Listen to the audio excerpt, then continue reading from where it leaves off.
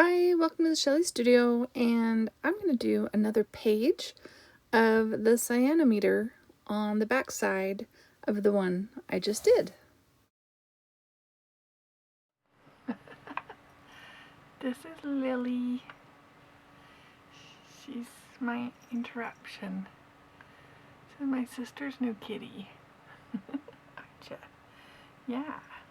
So she's been with us for a couple weeks from the Humane Society and curious about everything. And just barely getting friendly. So now she wants to come visit me all the time. Hi, you want to visit? Yeah, alrighty. Can I put you on the floor now? Yeah? You're looking at the camera. You can't see her, but she's staring at the camera. Alright. Okay, back to my project. So if you saw the last one, I'll put a link in the description box below if you haven't. I created what's called a cyanometer. Well, I didn't use cyan blue. I just used what I had. And I had leftover pieces of the paper. In fact, I did two different colors. One was a more green blue and one was more blue.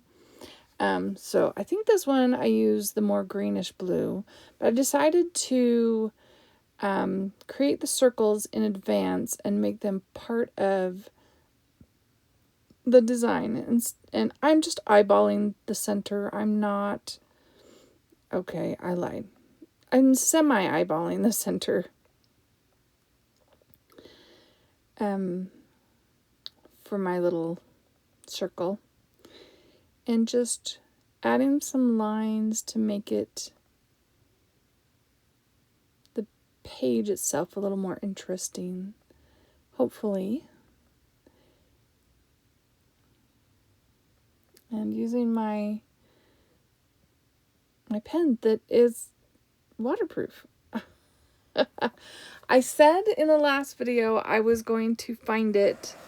I'm doing the voiceover for both of these at the exact same time. So if I did find the link to that pen, or find that pen anywhere, I will put a link down below in case you're interested. It's like a super fine point. There's nothing in English on there, but there is like a US or ISBN code on there, so I might be able to find it. Anyway, I talked about that in the last video. So I'm just adding the lines here in the pen just to make it darker. And yeah, I know they're not perfect, but it's okay. It's really okay. And for this particular page, I decided to add random numbers around the line in different places, like pretending they mean something. And that was 0.1, not an upside down 10. Anyway, okay. So I decided to use sepia as the color because I have that in my acrylic inks. And I put it on. I mean, it probably would have been okay, but I felt it was a bit light. I didn't feel like it was dark enough. And the other side was quite bright, right? So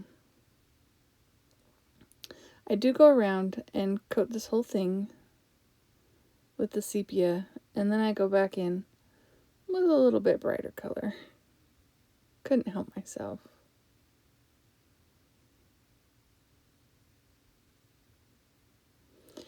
Now, this page and the previous one were inspired by some phonology charts that I printed off from Tracy Fox Studio and another Etsy store called Digital Fit, I think is the name of it. I'll link those below too, just in case you're interested.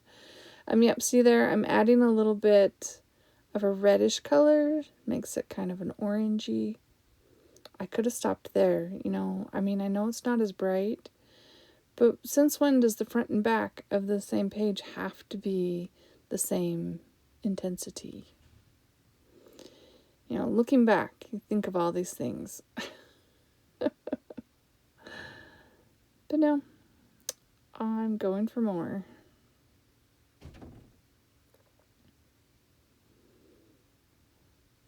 I would tell you the colors, but I really don't have any idea. I just have some random acrylic ink that I use. This could have been crimson, but it's very orangey, I think.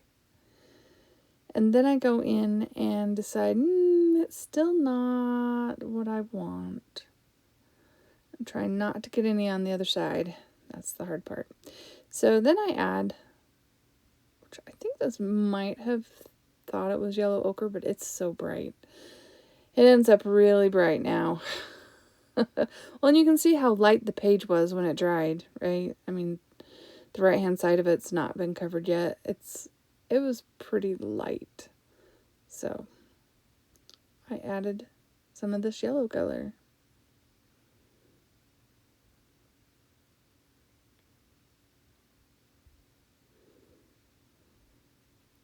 How are you today? I hope you're doing well.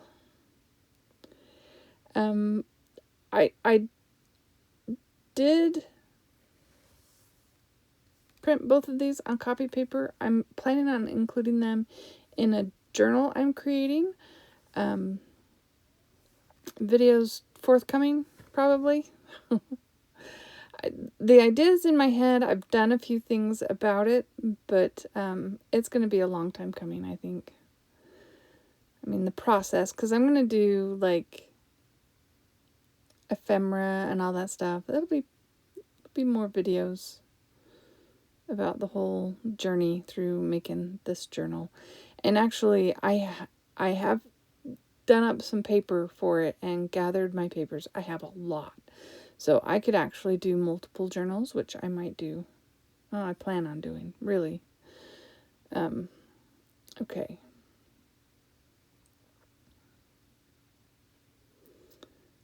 I'm just emphasizing creating a little bit of shading without adding, you know, my traditional stabilo. Just darkening the yellow, which makes this super bright. It ends up being kind of a brownish yellow. But it still looks pretty yellow.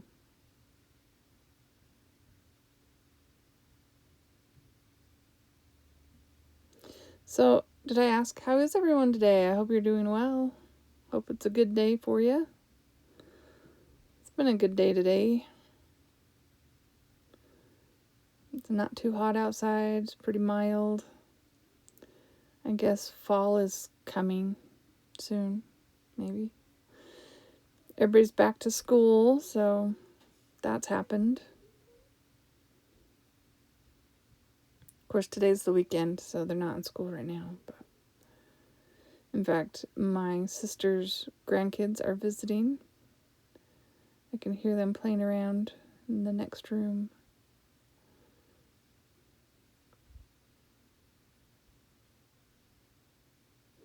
Okay, so on the previous page, I added one of my watercolor birds. This time I decided I have these, I made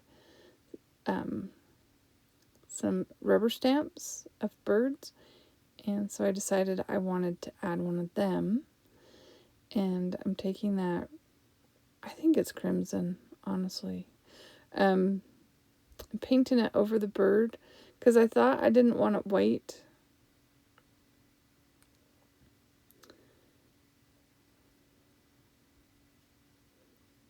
I'm just blotting it off and drying it off because I want to keep moving. I love my heat tool.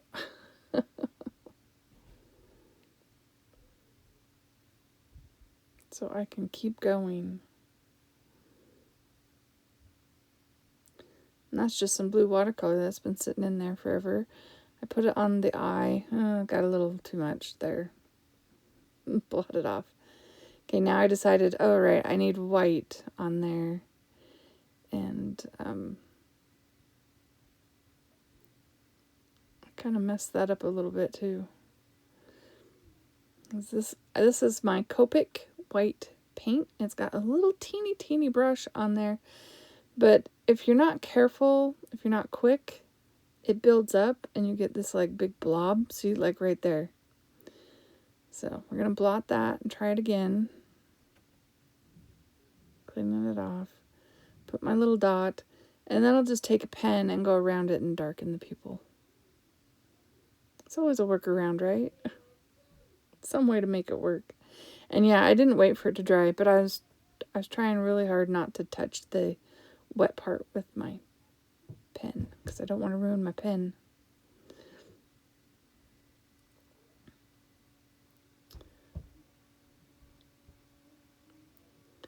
Okay, so there's our bird. And then here I have painted some watercolor paper gradation, and then we're just going to do like half a circle. If you saw my last video, I did a full circle and larger pieces. This time I'm doing half a circle and much smaller pieces. Just putting them around, kind of trying to make them evenly distributed.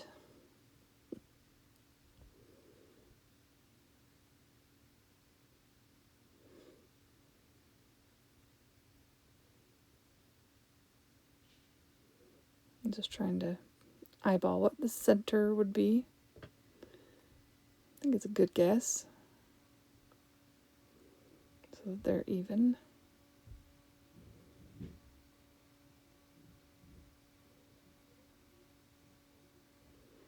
Now I got paint on my little paperweight, and I have tried and tried. I mean, it's glass or resin or whatever. But yeah, it's not coming off.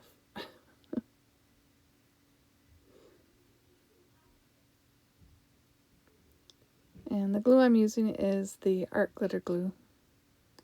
I like it because it bonds quickly, and I don't have to wait too long for all that to dry.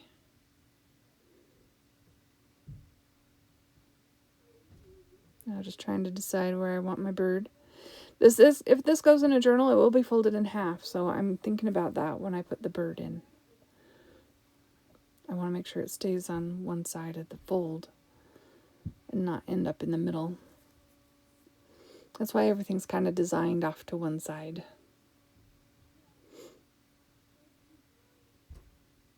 Even though part of the watercolor stuff will be in the middle. Not of the original, of the photocopy, because, yeah. I'm thinking I might open a coffee shop. Ko-fi, is that what it is? I haven't ever done that. But I know a lot of people offer free digitals, and I thought that would be a good way to offer this as a free digital if you're interested. Because I am a beginner. I don't have Adobe Photoshop or any of that kind of stuff.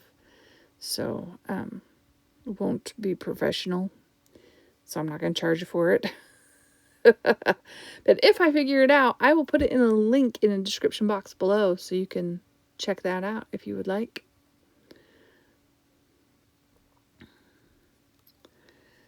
To add more interest to the right hand side, I am taking Distress Oxide and Fired Brick, and this is a random script stamp. It's a no name, and I'm not sure where I got it. Could have been Temu, could have been Amazon. Could have been Michael's, but I don't think so. And then just adding some interest to that side. And then it's so bright. Even I think it's so bright. I'm going to take some, I don't know if that was walnut stain or vintage photo, and just dingy up the edges.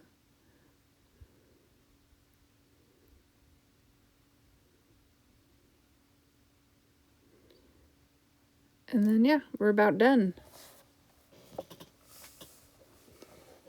Just get that all the way around, and I didn't do that on the other side, but I don't think it didn't feel like it needed it really. I don't know. That may change.